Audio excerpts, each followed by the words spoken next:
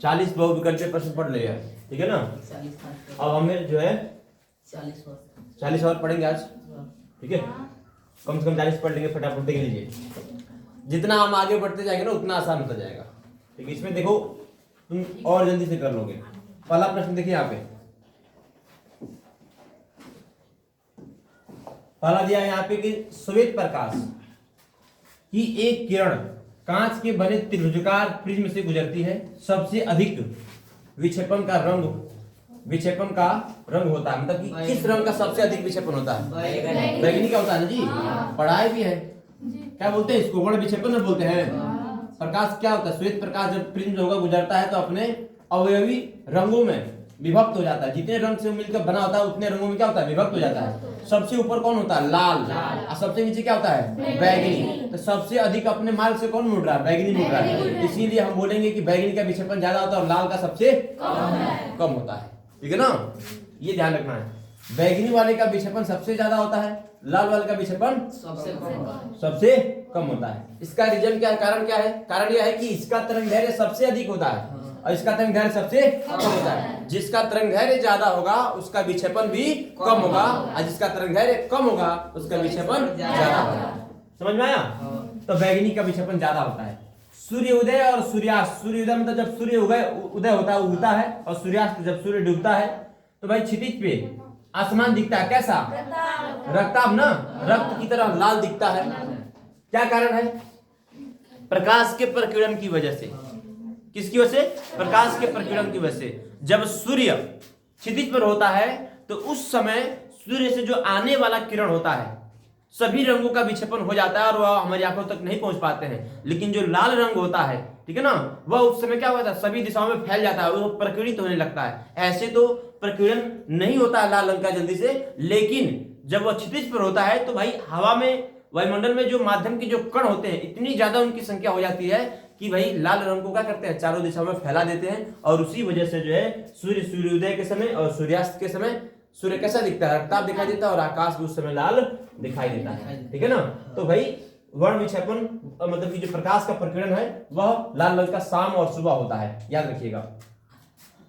अवतल दर्पण के सामने स्थित किसी बिंदु से गुजरने वाले, किस बिंदु से, देखिए किस बिंदु से गुजरने वाली प्रत्येक प्रकाश की किरण दर्पण से परावर्तन के बाद वापस उसी बिंदु से पुनः गुजरती है। सी से? हाँ जी सही बोल रहे हैं। वक्रता केंद्र से। ये अवतल दर्पण है ना। यहाँ पे अगर C है, यहाँ पे F है, तो कह कि जितने भी किरणें यहाँ से भेजेंगे, भाई ऐसे भेजिए चाहे ऐसे भेजिए, क्या करता है? वो उसी पथ पर वापस लौट जाता है, क्योंकि ये 90 डिग्री पे पड़ता है। यहाँ पे 90 डिग्री बनाएगा, तो भाई जब सीधा एकदम लंबवत जब किरण पड़ेगा ना तो वापस उसी पथ पर लौट जाएगा, ठीक है ना। अच्छा अगला देखिए क्वेश्चन क्या कर रहा है। अगला चौथा नंबर, किसी वस्तु का सीधा आभासी वस्तु से छोटा प्रतिबिंब देखने के लिए कौन से लेंस का प्रयोग करना होगा? मतलब कि किसी वस्तु का हमें सीधा प्रतिबिंब देखना है, आभासी देखना है, ठीक है ना, और वस्तु से छोटा देखना है। सीधा भी बनाए और छोटा भी बनाए। अवतल लेंस करता है ये काम, ठीक है ना। कौन सा लेंस? अवतल लेंस। क्योंकि उत्तल लेंस तो हमेशा वास्तविक और उल्टा बनाता है, बस एक जगह आभासी और सीधा बनाता है उत्तल लेंस। और कहां पे? वो भी जब वस्तु को हम 2f1 और O के बीच वस्तु को रखते हैं तो प्रतिबिंब जो है क्या करता है? प्रतिबिंब इधर ही बनता है, जिधर रहता है उधर ही बनता है। आभासी बनता है, सीधा बनता है और बड़ा बनता है। जब उत्तल लेंस बड़ा बनाएगा, आभासी बनाएगा तो बड़ा बनाएगा। जब अवतल लेंस आभासी बनाएगा तो हमेशा आभासी बनाता है, लेकिन ये छोटा प्रतिबिंब बनाता है। कैसा बनाता है? छोटा प्रतिबिंब बनाता है, याद रखिएगा, याद रहेगा ना। हाँ जी। समतल लेंस तो होता नहीं है, लेंस की चर्चा कर रहा है तो समतल वाले ऐसे ही गलती हो जाएगा। अगला क्वेश्चन देखिए यहाँ पे। अगला क्वेश्चन क्या कर रहा है? कह रहा है कि एक विद्युत परिपथ में बहने वाली धारा की इकाई होती है, भाई धारा की इकाई एम्पियर होती है। समान प्रतिरोध वाले 3 प्रतिरोधों को श्रेणी क्रम में जोड़ने से उनका परिणामी प्रतिरोध प्रत्येक प्रतिरोध से कितना गुना होगा? 3। हाँ जी 3 गुना हो जाएगा। कहा कि जब समान प्रतिरोध के 3 प्रतिरोध है, कितने हैं? 3। मान लीजिए कि आर आर प्रतिरोध के हई एगो है तो भाई 3 गो है, ऐसे कौ गो है 3 गो, और तीनों को श्रेणी क्रम में जोड़ दिया, हई आर है आर है आर है, तीनों को जोड़ेंगे फिर आर नहीं हो जाएगा। तो भाई जो पहला वाला है चाहे दूसरा वाला है चाहे तीसरा वाला है, इन तीनों से 3 गुना अधिक नहीं है। तो अगर कि प्रत्येक से कितना गुना होगा, तो प्रत्येक से पहले वाले से भी 3 गुना, दूसरे वाले से भी 3 गुना और तीसरे वाले से भी 3 गुना है, समझ गया ना। तो प्रत्येक से कह रहा है, आपको खाली 3 गुना नहीं दिखना, हर एक से बोल रहा है, जब क्वेश्चन को समझेंगे तो 3 गुना होगा ना। अच्छा अब देखिए, एक सीधे धारावाही विद्युत चालक के चारों ओर उत्पन्न चुंबकीय क्षेत्र प्रदर्शित होगा। कैसे? एक सीधा धारावाही चालक तार है, इसके चारों तरफ चुंबकीय क्षेत्र किस प्रकार से? वृत्ताकार। हाँ जी वृत्ताकार होगा ना, वृत्ताकार होगा। तो देखिए फिजिक्स में उतना मतलब कीजिए, इस पार्ट में ज्यादा हार्ड नहीं दिया था, मतलब आसानी दिया था एक तरह से, दिया था ना। अब केमिस्ट्री वाले में आ जाते हैं। खाली खाने का सोडा का रासायनिक सूत्र होता है सोडियम बाई कार्बोनेट, सही है। ब्यूटेनॉन में क्रियात्मक समूह, ब्यूटेनॉन लास्ट में ऊन लग रहा है, कीटोन समूह का है, सीओ समूह है। कहाँ है सीओ समूह? तो सीओ साहब यहाँ पे है ना। अब आगे देखते हैं, ठीक है। देखो क्वेश्चन को अच्छे से पढ़ोगे, याद करोगे, तैयारी करो तो खूब बढ़िया से तैयार हो जाएगा, ठीक है ना। अब बहुविकल्पी प्रश्न तो बहुत नंबर तुम्हारा बढ़ाएगा, इसी को तैयार करना है अच्छे से। और मेहनत करिए, सारा मेहनत कीजिए, नहीं मेहनत कीजिएगा तो बेकार हो जाएगा सब, ठीक है। जस्ता मतलब जिंक है ना। तनु हाइड्रोक्लोरिक से क्रिया करके कौन सा गैस देगा भाई? हाँ जी हाइड्रोजन गैस। शुद्ध जल का पीएच मान होता है, अलगम होता है। अलगम मतलब कि अलगम एक पदार्थ है जो मिश्र धातु है, ठीक है ना। इसमें जो है कई सारी चीजें, कई अलग अलग धातु मिलाकर के, मरकरी वगैरह मिलाकर के इसमें बनाया जाता है, तो ये मिश्र धातु है। कौन सा है? मिश्र धातु है। निम्नलिखित में से कौन सा हाइड्रोकार्बन एल्किन है? हाइड्रोकार्बन एल्किन है। एल्किन लास्ट में इन आना चाहिए, एल्किन लास्ट में क्या आना चाहिए? इन आना चाहिए। कौन भाई? मेथेन है, एथेन है, एसिटिलीन है और एथिलीन। तो एथिलीन होना भाई, एसिटिलीन 3 बॉन्ड हो जाता है, ट्रिपल बॉन्ड रहता है, ठीक है ना। इसमें एथिलीन C2 ये है, इसको पढ़ते हैं एथिलीन, इसी को बोलते हैं एथिन। साधारण नाम है एथिलीन, इसको बोलते हैं एथिलीन। अगर एसिटिलीन की बात करें तो C 2 H है ना, लिखेंगे गलती लिख रहा है, गलती नहीं सही है, लेकिन H बाहर कर देंगे। ए भाई इसको पढ़ते हैं एसिटिलीन, ठीक है ना, ट्रिपल बॉन्ड होगा। क्या पढ़ेंगे?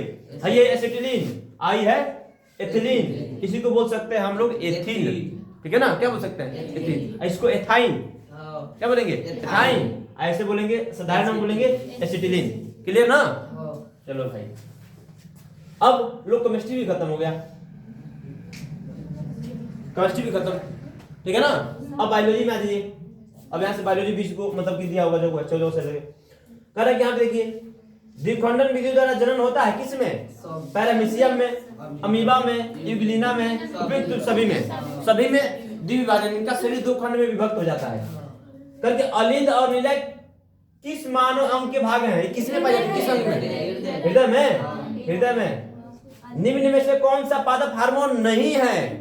हार्मोन ऑक्सीजन पादप हार्मोन है, जिबरेलिन भी है, साइटोकाइनिन भी है, इंसुलिन नहीं है। कौन सा नहीं है? कल भी इसी तरह का एक क्वेश्चन था एक मॉडल में, उसमें थायरोक्सिन दिया था ना। तो देख लो, ज्यादा इधर उधर से क्वेश्चन नहीं है, समझोगे ऐसे ही याद करना पड़ेगा तुमको, क्वेश्चन मिलता जुलता देगा, ठीक है ना।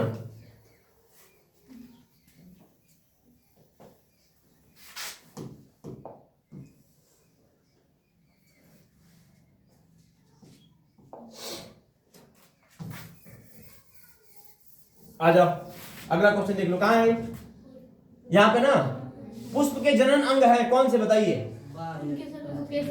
पुष्प के जनन अंग है कौन? भाई बादल पुंज पुंकेसर। तो भाई बादल पुंज तो नहीं होता है, पुंकेसर होता है, तो गलती है, ये दोनों होना चाहिए। दलपुंज और स्त्री केसर, तो दलपुंज नहीं है, स्त्री केसर है। पुंकेसर और स्त्री केसर, हाँ जी, है नर भाग है, स्त्री वाला भाग है।